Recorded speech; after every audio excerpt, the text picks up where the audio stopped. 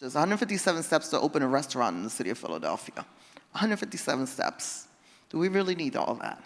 So I think we have to create that war room space where we say, and we empower the Department of Commerce, right? It's like, how do you navigate the health department, licenses and inspection, all of the key things that we want, but in a way that it is not financially burdensome for a startup business to establish. And we did this a couple of years ago. Pre-COVID, we did a regulatory committee, Councilmember Green and others, and we were able to eliminate licenses that existed that shouldn't have existed. But it is a mindset about what happens, and I'll say the Center City, the Concourse building, right?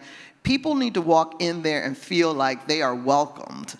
I mean, we hear stories and after stories of, I'm starting a business, I gotta go to revenue for one thing, I gotta go to this place for another. Like, we need to one-stop shop that. You need to walk into one place where you're gonna be able to go through this process and set up your business. What better way to feel like we're open for business, right, Michael, than going into the city and in a couple of hours, walking out with all the stuff that you need to get your business started. And so you can't have L&I in one cross purpose, which is like, it's a permitting thing, it's about collecting a fee, or the health department, it's about a fee and collecting. It really is, how do we help businesses comply? This is a compliance issue. One of the things that I proved when I brought income-based tax payment plans to the city of Philadelphia, whether it's UPA or TAP, if you give people a way to comply, you have your collection rate goes up.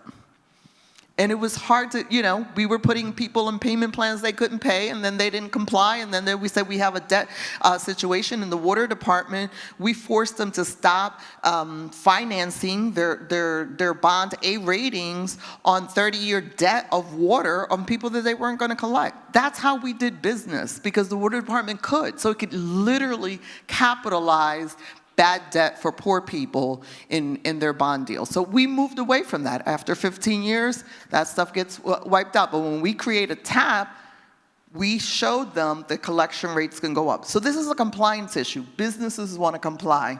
They want predictability, they want transparency, and they want it to be done quickly. And departments should not be working at cross purposes as it relates to the business sector. And so it's creating that war room, creating that commerce department that has the authority to navigate those spaces and help small businesses.